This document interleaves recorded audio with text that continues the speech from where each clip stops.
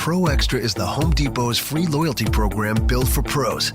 Members earn perks just for shopping, like new Pro Extra dollars or tool rental perks.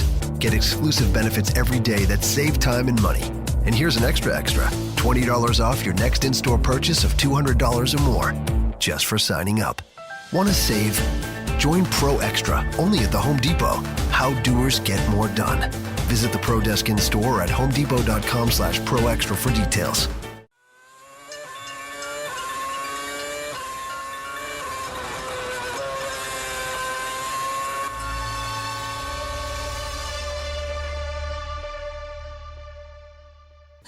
Hello, ladies and gentlemen. Welcome back to the Inside Line F1 podcast. We have a new episode for you guys. Yet again. Actually, this episode could very well be called the Inside Line Race of Champions podcast. We've had a very eventful weekend. I think it was perfect for those missing out on all the Formula One action. But Kunal, Formula One does not have action.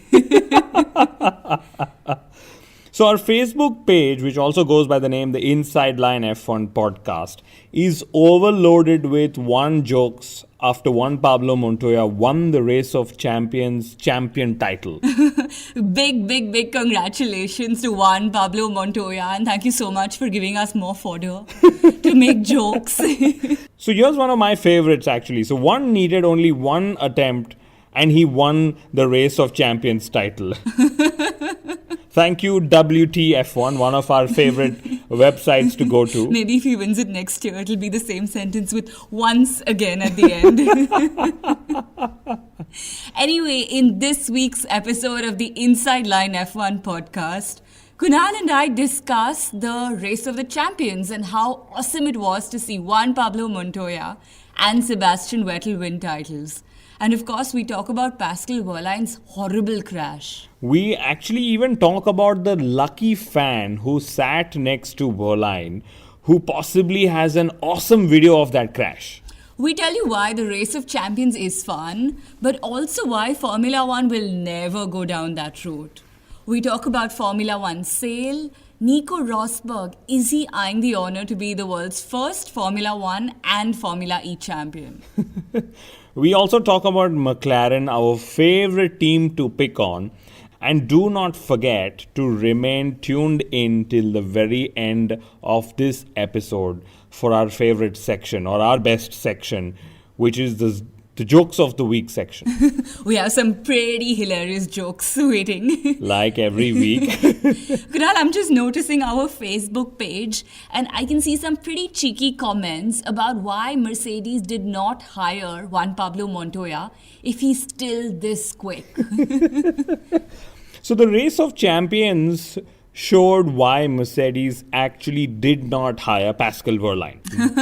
So it was a silly crash and luckily he's safe, and so is his co-passenger who is also a lucky fan, and I mean lucky in this case. And I'm just hoping he doesn't miss out on anything with respect to his Formula One duties. I'm just wondering when that video footage is going to go viral. But honestly, Monisha Kattenborn must have thought, oh my god, 2017 is going to be one hell of an expensive season. Oops. But yes, we are being very mean, Kunal, and we will stop talking about Pascal Wehrlein and his crash for now. No. I'm still going to be at it. So, I don't know if Wehrlein was driving with this much aggression because of the fact that he got snubbed by two of the top 4 Formula One teams. Who knows?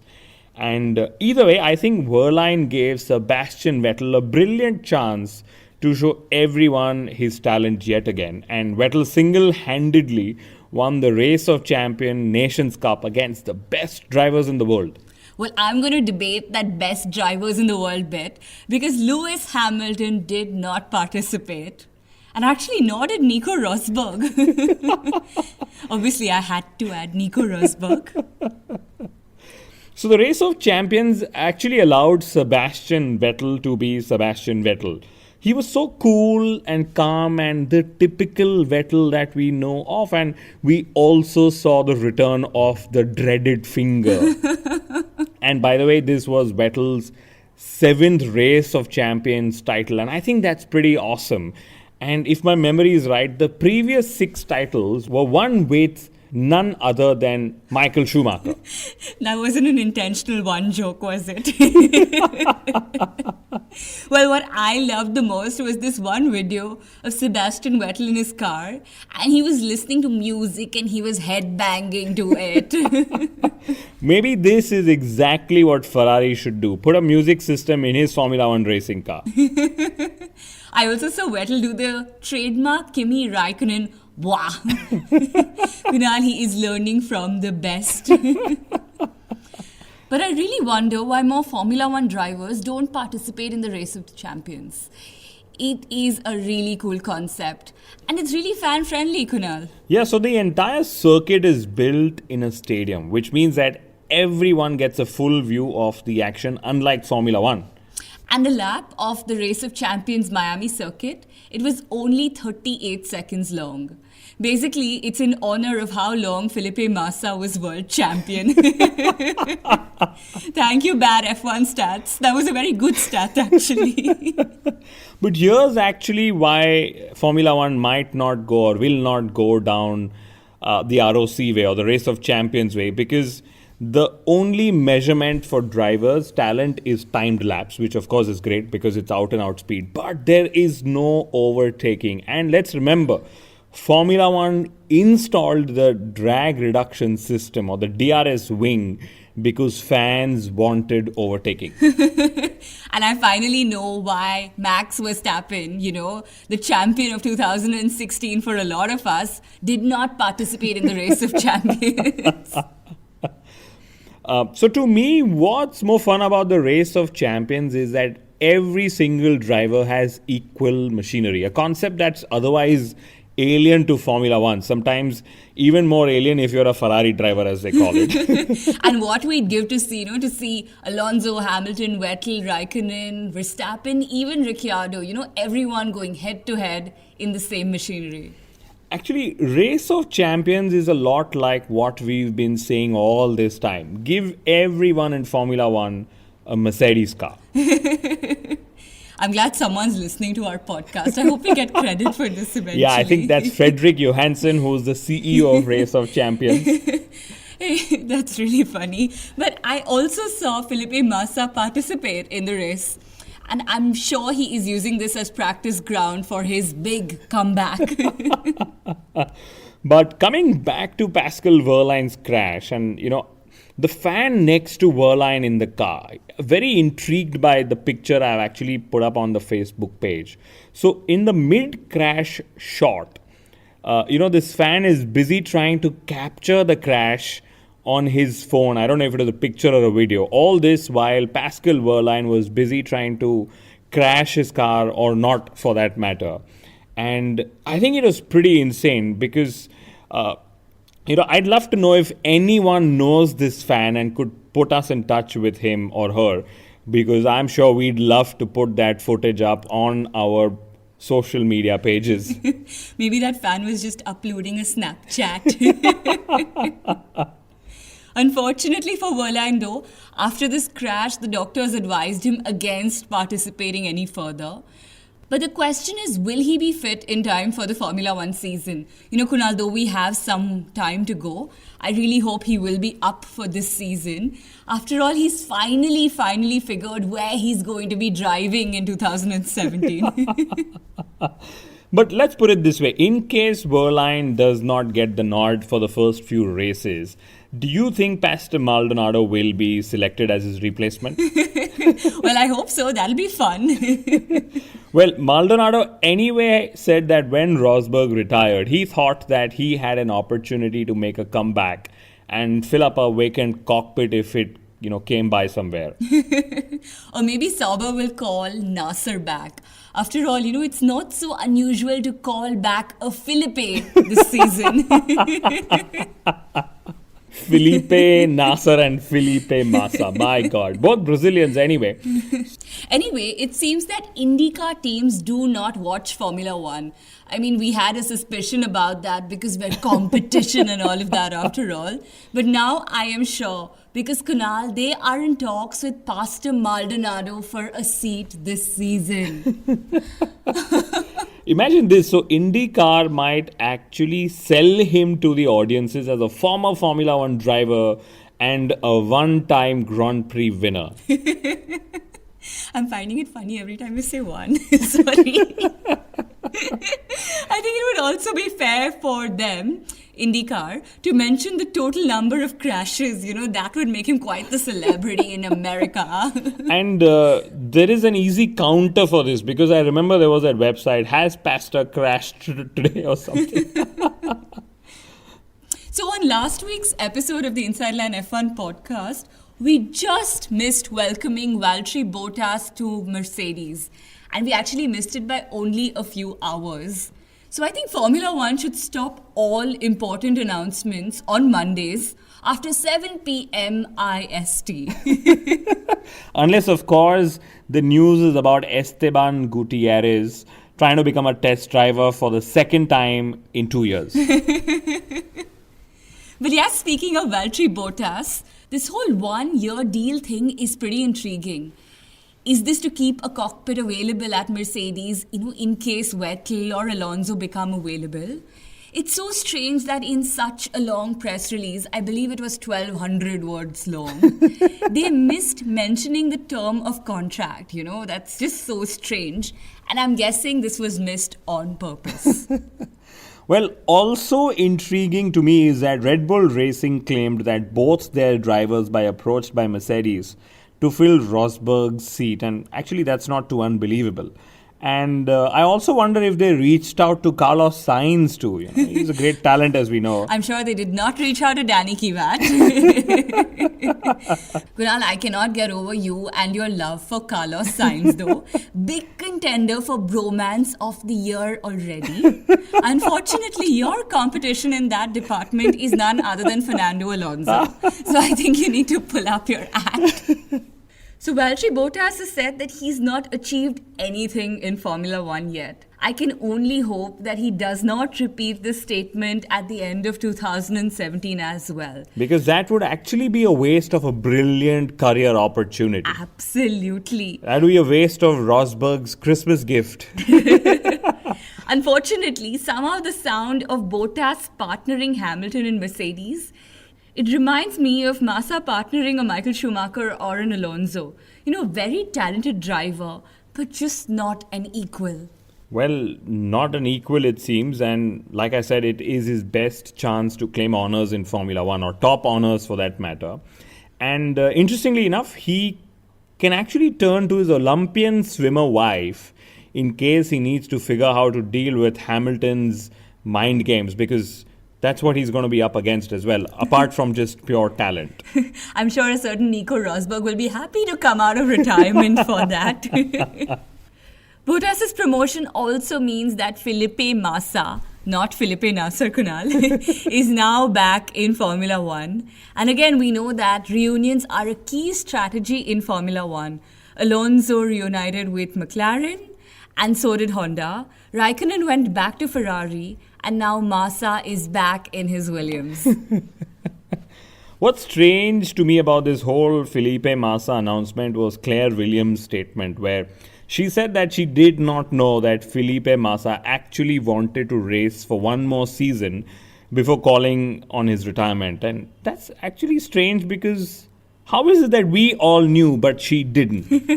Maybe she just needs to listen to our podcast, with greater detail. Claire Williams, please tune in.